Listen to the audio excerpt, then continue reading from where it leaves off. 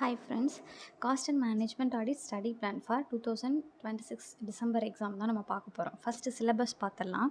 Syllabus பார்த்திங்கன்னா section A, section B four sections இருக்குது. Section A வந்து காஸ்ட் ஆடிட். காஸ்ட் ஆடிட் பார்த்திங்கன்னா basics of cost audit, companies rules, cost ஆடிட்டரை பற்றி, cost accounting standards, cost auditing and assurance standards, cost audit programme, documentation, audit process, preparation and filing of cost audit report. இதில் பார்த்தீங்கன்னா maximum theory போரிங்காக இருக்காது, இன்ட்ரெஸ்டிங்காக இருக்கும். Okay, cost ஆடிட்டரோட liabilities என்ன, டியூட்டிஸ் என்ன, ரெஸ்பான்சிபிலிட்டிஸ் என்ன, இந்த மாதிரி இன்ட்ரெஸ்டிங்காக இருக்கும் படிக்கிறதுக்கு. இதில் பார்த்தீங்கன்னா 2 ப்ராப்ளம்ஸ் இருக்குது. ஒன்று இது வந்து problems module 2 problems and module 4 problems. மற்ற எல்லாமே தியரிஸ் தான். இந்த ப்ராப்ளம்ஸும் இன்ட்ரெஸ்டிங்காக இருக்கும், தியரிஸும் இன்ட்ரெஸ்டிங்காக இருக்கும். காஸ்ட் ஆடிட் ப்ரோக்ராமில் என்னென்ன வரும், காஸ்ட் ஆடிட் ரிப்போர்ட் எப்படி ஃபைல் பண்ணணும், யார் ஃபைல் பண்ணணும், எத்தனை நாளைக்குள்ளே ஃபைல் பண்ணணுங்கிறது இன்ட்ரெஸ்டிங்காக அந்த மாதிரி இருக்கும். படிக்கிறதுக்கே க்யூரியஸாக இருக்கும். செகண்ட் பார்த்திங்கன்னா மேனேஜ்மெண்ட் ஆடிட்.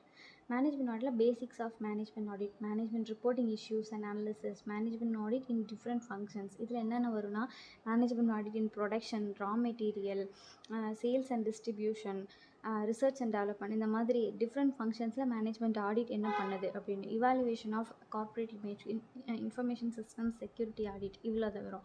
இதில் பார்த்திங்கன்னா இந்த management reporting issues and analysis வந்து ப்ராப்ளம், மற்ற எல்லாமே தியரிஸ் தான். இது இந்த காஸ்ட் ஆடிட் அளவுக்கு இன்ட்ரெஸ்டிங்காக இருக்காது, பட் போரிங்காகவும் இருக்காது. ஸோ மொத்தமாகவே இந்த காஸ்ட் அண்ட் மேனேஜ்மெண்ட் ஆடிட்டில் 3 ப்ராப்ளம்ஸ் மாடியூல்ஸ் இருக்குது. ஓகேவா? அடுத்து internal control, internal audit, operational audit and other related issues, இது எல்லாமே தியரி தான். Forensic audit and anti money லாண்ட்ரியும் தியரிஸ் தான். ஸோ இதில் எதை ஸ்கிப் பண்ணலான்னு நீங்கள் கேட்டிங்கன்னா எதுவுமே ஸ்கிப் பண்ணாதீங்க. ஏன்னா இது ஸ்கோரிங் சப்ஜெக்ட். இது படிக்கிறதுக்கும் ஈஸியாக இருக்கும், ஸ்கோர் பண்ணுறதுக்கும் ஈஸியாக இருக்கும். நீங்கள் இது எல்லாமே ஃபுல்லாக படிச்சிட்டிங்கன்னா நீங்கள் இதில் நீங்கள் எக்ஸாம்ஷன் எடுத்துகிட்டு மற்ற சப்ஜெக்டில் பாஸ் பண்ணுற அளவு எடுத்தால் கூட நீங்கள் இதில் உள்ள மார்க்கை அக்ரிகேட்டுக்கு யூஸ் பண்ணிக்கலாம். ஸோ எதையுமே ஒமிட் பண்ணாதீங்க, எல்லாத்தையுமே படிங்க. ஈஸியாக தான் இருக்கும். நீங்கள் இது ஒரு 1 மந்த் எடுத்துக்கோங்க. இப்போலேருந்து பார்த்தா கூட 5 மந்த்ஸ் இருக்குது டிசம்பருக்கு. 1 மந்த் எடுத்துகிட்டு தியரிஸும் படிங்க, ப்ராப்ளம்ஸும் கான்செப்ட் வைஸ் புரிஞ்சுக்கிட்டு ப்ராப்ளம்ஸ் எல்லாமே ஒர்க் அவுட் பண்ணுங்கள். ஒர்க் அவுட் பண்ணுறதுல தான் இருக்குது. ப்ளஸ் ப்ரீவியஸ் ஒரு 5 இயர்ஸ் கொஷின் பேப்பர்ஸ் அதை பார்த்து என்ன சஜஸ்டட் ஆன்சர்ஸ் வந்து நம்மளோட வெப்சைட்லேயே இருக்குது, அதுவும் பார்த்துக்கோங்க. ஒர்க் புக் பாருங்கள், எம்சிக்யூஸ் புக் பேங்க் இருக்குது நம்மளோட வெப்சைட்டில், அண்ட் எம்டிபி, ஆர்டிபி இருக்குது. இது எல்லாமே நீங்கள் தரவாக பண்ணிட்டீங்கன்னா இதில் நீங்கள் சூப்பராக ஸ்கோர் பண்ணலாம். ஏன்னா நான் இதெல்லாமே பண்ணேன். நான் 50 ஸ்கோர் பண்ணேன். நீங்கள் இதை விட அதிகமாக கூட நீங்கள் ஸ்கோர் பண்ணலாம். ஸோ நீங்கள் இதில் எதுவுமே ஒமிட் பண்ணாதீங்க, ஒமிட் பண்ணாமல் படிங்க. இப்போ இதுக்கு ரிசோர்ஸஸ் பார்க்கலாம். ரிசோர்ஸஸ் பார்த்திங்கன்னா இது வந்து மேக்ஸிமம் ஒரு 75% வந்து தியரி சப்ஜெக்ட்டுங்கிறதுனால நம்மளே இதை படிச்சுக்கலாம். செல்ஃப் ஸ்டடியே இதுக்கு ப்ரிஃபர் பண்ணலாம்.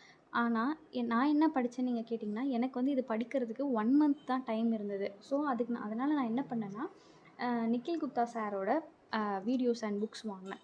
இதில் பார்த்திங்கன்னா காஸ்ட் அண்ட் மேனேஜ்மெண்ட் ஆடிட்க்கு 2 புக்ஸ் கொடுத்துருந்தாங்க, வால்யூம் 1 அண்ட் வால்யூம் 2. இதில் எவ்ரி சாப்டர், எவ்ரி மாடியூல் சூப்பராக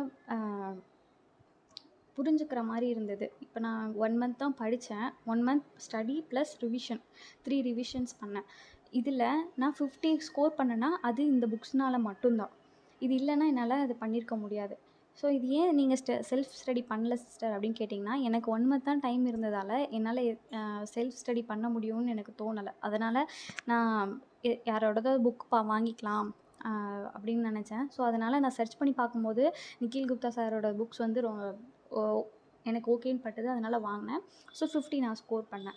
நீங்களும் இது வேணும்னா செக் பண்ணுங்கள். இல்லை வேறு உங்களுக்கு லோக்கல் லாங்குவேஜ், இது ஃபுல்லாகவே இங்கிலீஷ் தான், உங்களுக்கு தமிழில் வேணும் அப்படின்னா நீங்கள் பக்கத்தில் இருக்கிற இன்ஸ்டியூட், பாப்புலர் இன்ஸ்டியூட் நீங்கள் சர்ச் பண்ணலாம். இல்லை வேறு ஏதாவது ஃபேக்கல்ட்டியோட வீடியோஸ் கூட நீங்கள் பார்க்கலாம். இல்லை மேக்ஸிமம் நீங்கள் செல்ஃப் ஸ்டடியே ட்ரை பண்ணலாம். ஸோ இதில் 2 புக்ஸ் ப்ளஸ் வீடியோஸ் வந்துடும், அதை பார்த்து நம்ம படிச்சுக்கலாம்.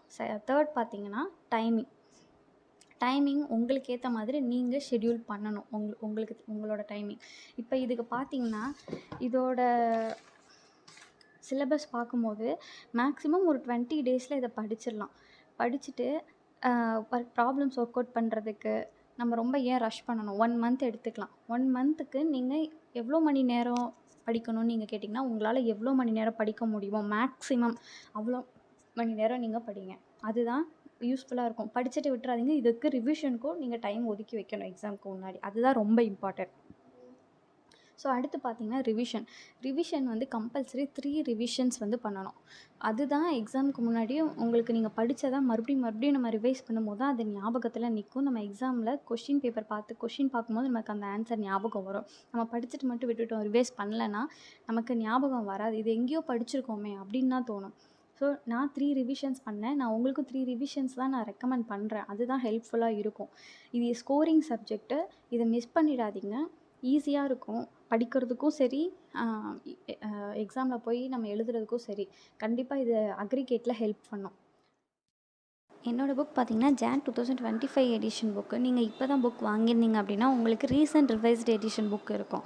ஹவெவர் நான் சிலபஸ் எல்லாமே செக் பண்ணிட்டேன். எல்லாமே சேமாக தான் இருக்குது. ஸோ அதனால தான் நான் ப்ரொசீட் பண்ணேன். ஸோ அதனால் ப்ராப்ளம் இல்லை. நீங்கள் உங்களோட புக்ஸு இதிலே சிலபஸ் தான் இருக்கும். அதை பார்த்து கூட நீங்கள் படிச்சுக்கலாம்.